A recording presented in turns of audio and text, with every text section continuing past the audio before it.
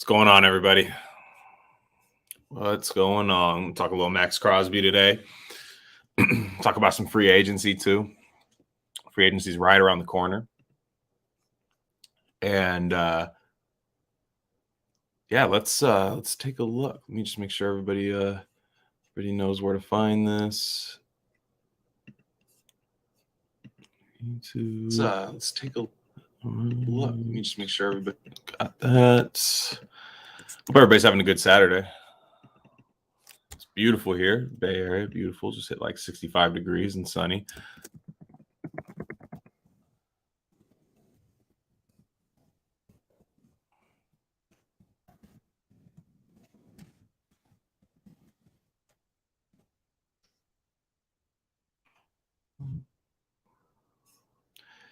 Yeah. Okay. So good news. Maxx Crosby yesterday gets his deal, staying with the Raider for the next couple years at least. And that's good. That's what we all wanted, right? I think so. So he's got a 4-year, $94 million extension. And that seems like a lot, right? 4 years, 94. That's quite a bit. That's over 20, like that's over 20. I thought he'd be in the 18 to 20 range, but that just goes to show what the market is for a premium pass rusher. And we've seen what happens when the Raiders let a premium pass rusher leave in the past, especially without the best front office in there. They were not able to replace him. Not even close, to be honest. So this had to get done. I think Maxx Crosby took the leap in year 3 that you needed to see. I mean, of course he did. That's not even up for debate. He took that next step where it's like, I don't know. What he didn't have the sack number that some people want to say. And I think that people who are maybe, I don't know if anybody's against this deal. I don't know if anybody hates this deal, but I think some people are hesitant because Crosby's sack numbers are not exactly what you'd want from a $20+ million a year investment that you're making, right? The Raiders haven't been handing out contracts like this to guys on their own team lately. So I could see why this might throw a few people off. But now, a couple things about Maxx Crosby is that, let's talk about the player before we talk about the contract. The player, Maxx Crosby, we know his journey. It's well documented that his rookie year, which he did have 10 sacks, but I think there was, four in one game against a bad Bengals tackle. He was just an energetic rusher at that time, looked like a nice piece.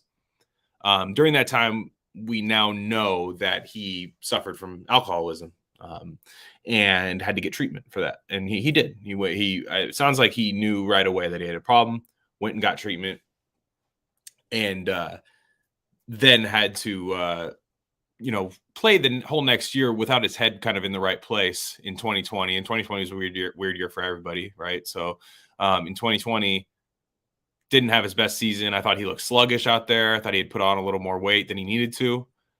And he looked sluggish. And I was kind of like, man, like what happened to that guy in his rookie year? Like I thought we were going to see a huge step forward from that. Well, that came last year. That came last year in 2021. He was fantastic. And like I said, did he finish with the highest sack total in the league? No, he did not. But his pressures were highest in the league, objectively, and it wasn't even close. Had the most pressures in the league. And I'll say this right now. You pay for pressures. When you pay for sacks is when you get in trouble. We've all seen guys that can get like 10, 12 sacks a year. Then they get a contract and disappear when they go to another scheme that doesn't get them free releases, that doesn't get them schemed into blitz situations where they're a free rusher. Or surrounded around a bunch of talent, like Dante Fowler is another example of that. Dante Fowler was great for the Rams. Really, really disruptive pass rusher. Now Leonard Floyd has taken his spot, and you kind of see that now, the Aaron Donald effect. It's like essentially being, a point guard with 3 scoring threats around you. Your assist numbers will never be higher, right there. So Max kind of was, essentially on, I won't say he was on his own last year. The Raiders had a good pass rush. But he was the driving force of that. He caused sacks for other people, but pressures are sustainable. The thing that translates from team to team most of the time, year to year, because sack numbers fluctuate. You'll see guys all over the place with sack numbers. So you can't really, oh man, he was bad that year because he didn't have as much sacks. Well, if you look, Crosby had triple-digit pressures which means almost every game you were affecting the other team's quarterback. There were parts against the Colts where he hits Wentz's arm, and Herbert in that game. I remember he hit Herbert's arm and had a great game against Justin Herbert to put the Raiders to the playoffs. So he was able to step up in a big game. I thought he played well against the Bengals too, to be honest, especially later in the game, in the playoffs. And, those are the guys I pay, right? And even if you are disappointed by the sack number from last year, the sack number, to me, the way you start getting in trouble in free agency or giving out big deals is when you pay for somebody for what they've already done in the past rather than what you think they can do under the current deal, right? So if Crosby was 30 years old and was coming off of a couple double-digit seasons, you tend to think like, well, I shouldn't pay him top dollar because I don't know if I'm getting any more of those seasons into his 30s, right?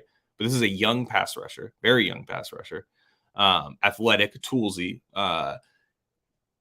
has everything you need to be great. Still a couple things he could clean up, to be honest, in his technique. But you pay because you have a defensive player of the year caliber player. That's what you're paying him for. And he doesn't have to win defensive player of the year to validate this contract. That's not what this does. In fact, I'll get to the contract in a second. I actually think the contract helps the Raiders more than it helps, defensive ends around the league, right? Like he didn't create a new barrier, or he didn't create a new, contract that defensive ends get. Like he really didn't. So, you're paying Maxx Crosby to eventually become defensive player of the year, or just become a top 3 edge rusher in the league, which I think he's well on his way to be quite honest. And I'm really glad that the Raiders, actually, let's get to the contract right now. The contract itself, Brad Spielberger did a really nice breakdown on it, and I know he's very volatile amongst Raider fans. You get a range of opinions on this guy, but John Middlecoff really did put Max's contract in perspective with the rest of the league that I thought was good. But Brad Spielberger says the Raiders edge defenders, Maxx Crosby's 4-year, $94 million extension comes with a $13 million signing bonus. So 26.5 fully guaranteed at signing, right?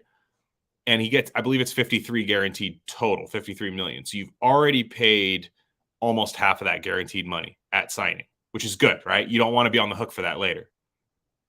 That gives you an out after about 2 years, I'd say, in Crosby's deal, if this just was a huge mistake, which I don't think it is, but it gives you an out. There are other teams that kind of they kind of stagger the money year to year, that guaranteed money year to year, to try to be competitive at the time. And it really hurts you if your 2-year window starts closing and you're trying to add more pieces to your team, but you still have to pay this underperforming defensive end. I think the Raiders do have an out after this. I don't expect them to use it, but it's there. That's the nature of the league. You always want to be able to get out of any contract that's got double-digit millions on it. It's always how it is. And so he gets a $10 million roster bonus in 2023, fully guaranteed at signing. Okay, that's fine. So it's really bonus heavy. And this is what I think a lot of the best teams do, is that they pay your money up front. What player doesn't want money up front, right? NFL stands for not for long. Crosby could tear his pectoral muscle, never play again. For him, that helps. I'm knock on wood. I'm not trying to do that. Now my dog thinks someone's at the door. My dog thinks someone's at the door because I knocked on wood for Maxx Crosby not to get hurt. Really dealing with a smart dog here. So, anyways, with Maxx Crosby, there's a lot of bonuses in here, and the Raiders can give him money now. And there's reason to believe with Patrick Graham, who, if you saw his interview with the Raiders, I thought he was really the only interview that I felt like wasn't doing the Patriots we don't talk about anything to the press whole shtick. Like I think Patrick Graham was relatively honest. Not to say that guys need to tell us anything. I don't even think Josh McDaniels should be up there, blah, blah, blah, blah, blah. This is what we're doing. Like, that's not good when you do that. But Patrick Graham was really charismatic and a real smart guy. And, this goes to show that, he had said that Maxx Crosby was a little bit nervous about the scheme change, like, where do I fit in? Well, he's like, Patrick Graham answered that, and he says, I need people that can't get blocked one-on-one. If I got guys that can't get blocked one-on-one, we're going to be fine. And Maxx Crosby's the guy. So what I love about this was where were we in 2018, right? Where were we in 2018 when Paul Guenther comes in? And 2019 comes around, right? Had just traded Khalil Mack the year before. You had Frosty Rucker, Arden Key, guys like that playing meaningful snaps at defensive end. So what do they do at 4th overall? They go draft Cleveland Furl. I'm not trying to rehash this. We understand that was a bad pick. I don't need to hammer that down. But they were drafting that with Paul Guenther in mind, right? Because Paul Guenther needed a specific defensive end in his own mind for his scheme to work, which it didn't even work. So that's not even true for him. But this is the way of thinking. What the Raiders are doing now is, I have this good pass rusher. I will make this work, right? I will make this work because I know he's good. I'm not going to take the shittier guy that fits my scheme. I'm going to make this guy who we believe is going to be a top 3 to 5 pass rusher in the league, maybe even 1. That is his ceiling. And I'm going to make him fit in my scheme because what he does is very valuable in the league, especially in the division that the Raiders are in right now. So it does make a lot of sense to get this done. And I think what it's also telling me is that the Raiders, I think they're going to go hard. They're going to spend hard on defense coming up. And this is where that shows. So here's what happens. Like, think about this right now. You're Josh McDaniels, Dave Ziegler. You're not going to get fired after this year. Neither of you are. I truly don't think that's going to happen, right? Even if the Raiders were like just awful, I still think they'd get another crack at it. But you realize Russell Wilson's in the division now. It's new. Patrick Mahomes, Justin Herbert. Now, how do you want to go about stopping that?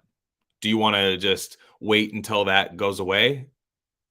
Start rebuilding, strip your team apart, go full Detroit Lions, Seattle Seahawks, trade everybody you have, get all the picks, start building something. Then by year 3 or 4, maybe Mahomes isn't as dominant as he was. Maybe Herbert's gone on somewhere else, and maybe Russell Wilson's not in the league anymore. I don't like that mentality, and that doesn't seem like that's what the Raiders want to do. Ziegler and McDaniels, that doesn't seem like something they want to do either. So they pay Maxx Crosby right when he comes here. They don't have any tie for Maxx Crosby. They didn't draft him. They weren't here during his sobriety journey. No, they just like him. He's a football player, and he rushes the passer, and he's good. So they pay him. I fully expect them to go after guys like James Bradbury in a trade, Stephon Gilmore in free agency, J.C. Jackson. I expect them to be in and honestly to land one of those top corners. I think they have enough money to get 2 of them, to be honest. And I hope that's what they do. I hope that's the splash you see. Some people want Deshaun Watson. I mean, I like Deshaun Watson. I'd take him over Derek Carr. I just don't think that's going to happen. But I think the big splash could be them getting like a James Bradbury and then trying to sign J.C. Jackson, maybe landing that, maybe getting Gilmore to go with him. Because when you've locked down your pass rush, you get 2 really good corners. Maybe you see if you like Trayvon Mullen, Nate Hobbs, these guys, maybe you see how that works. Maybe bring in another veteran, like a 1-year deal, 1-year deal guy back in, fits the scheme, veteran. I think that's what the Raiders want to do is they want to have a good veteran defense with high upside, and that's how they want to stop these guys, right? The defense went from worst in the league to middle of the pack last year. I'd say they were a little worse than middle of the pack because of their red zone numbers, but nonetheless, it was still an impressive jump. It's not out of the question for the Raiders to have a top 10 defense next year. It's not out of the question. That can be done quickly in the offseason. I like what people are saying in the comments here. AO Aaron was, I completely agree. Saying free agency for the defense and draft for the offense. I agree to an extent. I still like the BPA, best player available approach, but I get what you're saying. You can find your wide receiver 1 in this draft, or even wide receiver 2. It's okay to have a wide receiver 2 plus Renfro plus Waller. That's still very good. You can still get that. Maybe sign somebody in free agency there. But I do want to go best player available. I think, especially in the second round, I think there should be some really good edge depth there. I don't think the Raiders are done at edge. I love Malcolm Kuntz. I think he's going to be really, really good. I like what I saw from him out of last year, and I think he's going to fit this scheme really well. I think they're going to let him stand up and rush the passer like he was supposed to, coming out of Buffalo. But that being said, go find an edge in the second round. Even if you have needs somewhere else, if you find good edge depth there, get them. You need a stable of pass rushers and a stable of corners against this league. I'd even sacrifice a little bit at linebacker to make sure that I had more defensive backs and defensive line. I should say, it didn't have to be ends, but defensive tackles, edge, anybody that can go win their one-on-ones and go get these 3 quarterbacks down in the division. That's what you got to do this year. Overkill, because you never know. Everybody, we have this guy. Well, what if that guy gets hurt, right? Or what if that guy's having a tough game and this guy matches up better? You want to be able to throw a bunch of different looks at these guys, have a bunch of different personnel groupings that can win, and really diversify your defense. And it sounds like that's what Patrick Graham wants to do. He wants to be able to disguise lots of things. So they're going to look for versatility, I think, on the defensive line. Guys that can stop the run and get after the passer. Like I just saw Uchenna Nwosu was tweeting something cryptic about business is business, right? Chargers just traded for Khalil Mack. That's kind of scary, right? I'm a little scared by that. That's not great with him and Bosa. It's not great at all.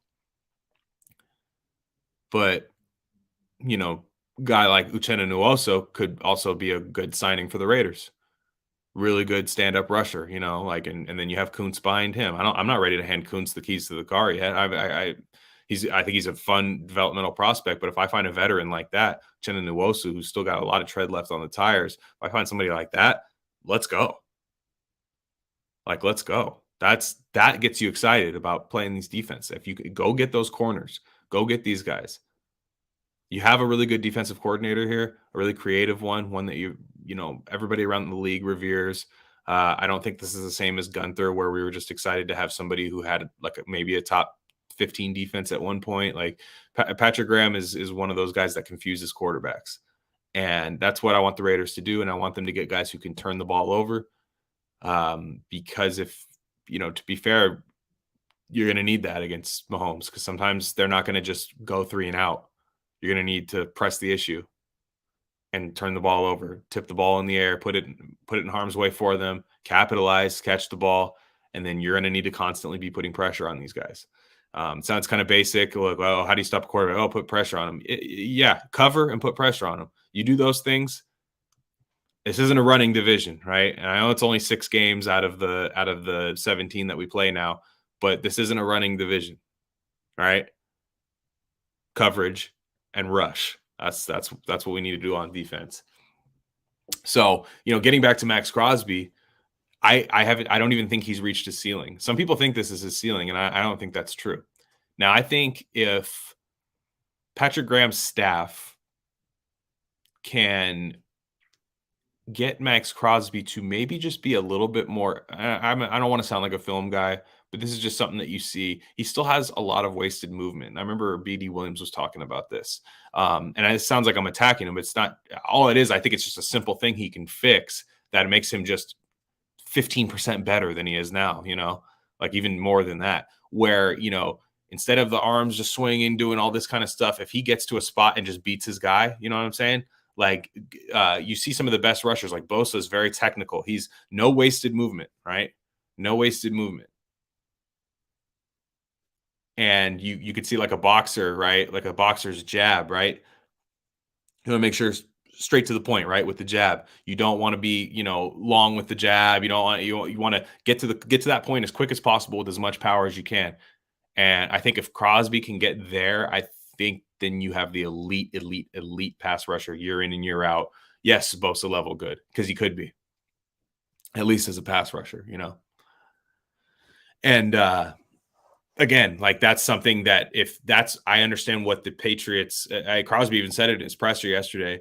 I understand what the Patriots staff that's come in here now to do, the McDaniels and Ziegler and all these guys, they showed him some things they wanted him to improve on too, as they're getting this contract nailed down. And I'm not going to say that that's the thing that they showed him, but I bet it is. I bet that they said, look, if we could get you more efficient in your rush and get you winning even quicker than you are now, yeah, that's it, dude. That's it. League on notice. You have someone who's as good as any of those guys in the league. So that's the Maxx Crosby situation. I do want to talk a little bit about Raiders free agency, what I want to see before the tampering window starts. This will all be irrelevant by Monday after I'm wrong on everything. But let's see. Free agents.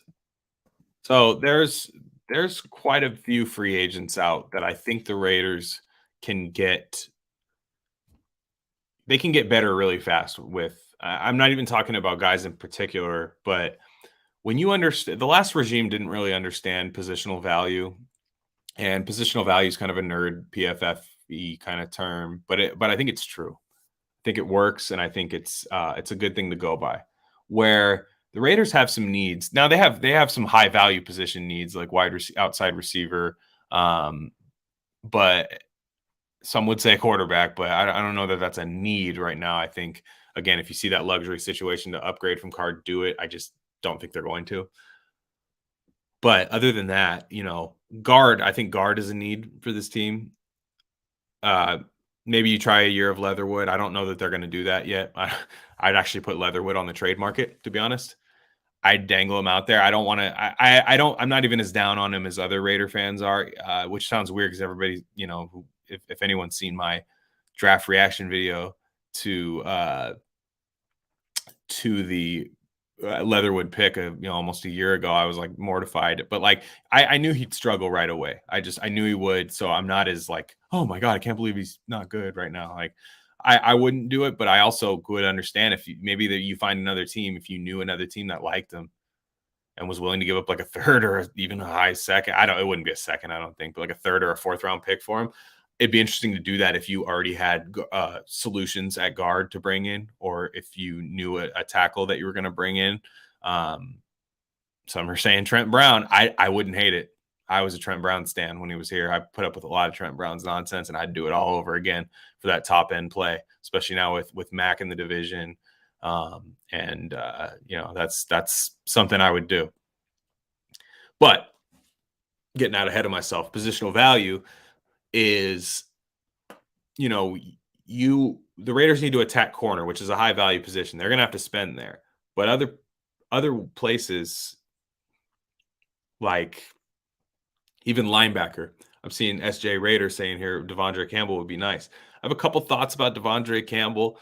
Devondre Campbell is coming off of one good season in his NFL career, and it was his contract year. That's a bit scary to me. Only because I think he's going to get a lot of money. Like if he was a value signing, I like Devondre Campbell in free agency last year when Green Bay got him because he came off the scrap heap, wasn't a lot of money. Atlanta let him walk, and they got him. It's kind of similar to what we did with Nelson Aguilar, right? With what the Raiders did. The Raiders got Nelson Aguilar for 1 year, $3 million. That was a great move. I loved it at the time. You were betting on a former first-round pick with really good speed to maybe be a contributor on your team. And it wasn't much of a risk to where if it didn't work out, you cut him. But then New England pays Nelson Aguilar quite a bit of money. I don't really like Nelson Aguilar as much, right? At that point. I'm kind of glad the Raiders didn't do it. It just never made sense. Devondre Campbell, I'm scared of being the same thing. We all saw what happened with Corey Littleton. He was a similar situation where he was coming off of a really good season. He was good, but not great, but had like a really good season, had a really nice playoff run for the Rams. I liked the signing at the time. He's expected to be cut now. I actually didn't fault Mayock for that one. I liked it at the time, but it didn't work out. So I really wouldn't want to spend a bunch of money on linebacker right now because, as I said earlier, we need corners and we need edge. You can point at the guys that are on the roster now, but you need a bunch of guys there to stop these quarterbacks in this division. And I'm not sure that, like if we were playing the Ravens and the Browns, like in the AFC North in our division, that can run the ball like that. Yeah, let's go get these linebackers. You know what I'm saying? Like we'll knock them. We'll knock these guys down with linebackers. So that's why I'm talking about positional value and just awareness of what you got to play in the division and the conference. To be honest, this is the conference of quarterbacks right now. It's very scary. Defensive tackle is something that's not a super high value position. So in free agency, it's easy to bring that in and improve, right? Average defensive tackle market value is not that high. Whereas if you try to sign a really high end receiver in free agency, you're going to spend closer to 20 million than you are 5 million, right? It's going to be closer to there. It's just a valuable position. Tackle is like that too, especially left tackle and right tackle starting to get paid now too. You'd like the Raiders to go look at it, but you're going to have to spend on that. What they could decide to do is maybe just realize you're not going to fix every part of the roster or fix every hole on your team, but you know that you can get better for cheap at guard. You know, you can get better for cheap at probably safety. Like safeties don't make as much money as they used to in years past, at least in scale to what the cap is.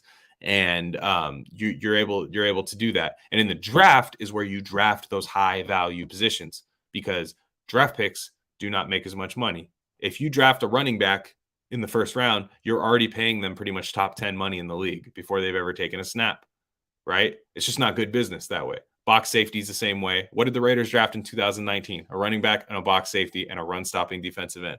All of those things are cheap on the free agent market and can pretty much replicate that production for cheap. But you spent 3 high draft picks that you traded stars. Some of them you traded stars for. Right? That's the nerd analytical approach to it. It's not cut and dry. I understand sometimes you'll see a safety, like you're seeing what Kyle Hamilton's doing right now. He might go top 5, might even go 2 overall. There are unicorns out there, but more often than not, spend money on the value side in free agency, right? Go get the corners because you have to, right? That's the thing. Spend money on the corners, spend money on maybe wide receivers a little bit, but I wouldn't go for the top end. But get those value ones, defensive tackles. Even some linebackers in free agency are going to be a lot cheaper than spending high picks on them. You know, you can replicate that production and you get the veteran experience that comes with it. So I think I have a hunch that Dave Ziegler understands that. I'm just going out on it. Look, again, I'm in Raider Glen mode right now. Raider Glen 458-2475-973-0 _. I'm all in right now. This is my month of March. I've been kind of annoying on the timeline about it. I don't care. I'm not going to apologize. Just mute me till April. I'll go back to my normal self on the timeline. But for now, you know, I'm the optimistic Raider fan, and this Maxx Crosby deal was really good. And I agree with what people are saying in the comments. Just another DJ saying this defense might need more veteran experience to be successful immediately. I agree. I think that's going to be the goal this year, is I think you're going to see the spending on that side of the ball in free agency. And then I think that McDaniels is going to want guys that fit right on his offense. He's going to be like, okay, maybe I'm not going to go for, this name that's really high priced and probably a more explosive. I am going to go for this bargain guy. Give me this guard. Give me this guy. Maybe some names that people go, what the hell? What's that all about? But like, you can get a tight end too in free agency, like Max Williams, Mo Alley Cox, guys like that aren't huge names, but they are an upgrade over Foster Moreau right now. And it wouldn't cost much. There are ways to improve on this offense. So they can really make this team very, very, very, very competitive, even in this division in one off season. They can. They have money to spend. I expect them to spend it. I expect the big, big money to be spent in the secondary. Maybe a little bit on wide receiver. And then my favorite part of free agency is the good value signings, where you get guys in on 1-year deals. Maybe guys that you were high on in the draft that failed in other organizations. That's always that's classic Al Davis move right there, is go get the guy that you're like, you know what? I was so pissed we couldn't draft this guy, blah, blah, blah, blah. He didn't really work out there. Let's bring him in. Bring in guys like that. And, Charles Harris is one that is a defensive end. Had a breakout year for Miami last year. Again, could be a Devondre Campbell situation, but, he's a traitsy kind of athletic defensive end that did a really nice job for Miami last year. And if the price is right, bring that guy in. And it doesn't stop you from adding more to the edge later, because, again, you need a stable. And I just don't want Raider fans to be like, damn, we didn't get Allen Robinson. Oh, no. Damn, we didn't get the top right tackle. Oh, no. Like, a lot of times those guys chase a payday on a bad team. That's what happens. Like, if DJ Chark gets $12 million a year for some team, I don't want to pay him that. But the New York Jets might give him that. And, then 2 years later, DJ Shark's a free agent again. You know what I'm saying? Like, because that didn't work out. Just make sure draft, I'm very much best player available. Free agency, I bring in very smart scheme fits, veterans, guys with high upside within your scheme, guys that well, guys that can execute. Because at the end of the day, teams are built through the draft. Even the Tampa Bay Buccaneers, when they when they signed Tom Brady, right? Tom Brady took them to the new level, but they had so much in-house talent there because of just great draft after great draft. So, that's yes. And I agree. JC Jackson, Carlton Davis, guys like that are better than getting an expensive wide receiver because they're just better players, honestly. Like they're just better players. And I'd like to get, like I said, some bargain free agents that, aren't going to break the bank. Try to find that Aguilar style deal that really helped the Raiders in 2020. Try to find that, and you definitely can. Like you definitely can out there. So that's what it's kind of all I got today. Just wanted to give a few thoughts on that. Just a few thoughts before free agency. But like I said, I wouldn't be surprised if you see some big the big like, whoa, can you believe this? Oh my gosh, this is crazy. It's going to be in the secondary, in my opinion. That's all I'm going to say. So, well, that's it for me, guys. I'm Glen Rockney. Follow me on Twitter at Glen Rockney. Thanks for tuning into the stream. And I have a sports show called The Back Wall where me and my buddy, he goes by the name of Filthy Armenian. Really good dude. We watch classic sports games together. We've already done the Tuck Rule for the Raiders where we do an entire podcast over them. They're real long, but they're really fun, free-form conversations. The game's playing in the background. You could watch it with us. It's $5 a month to subscribe to that. We do 2 really long episodes a month.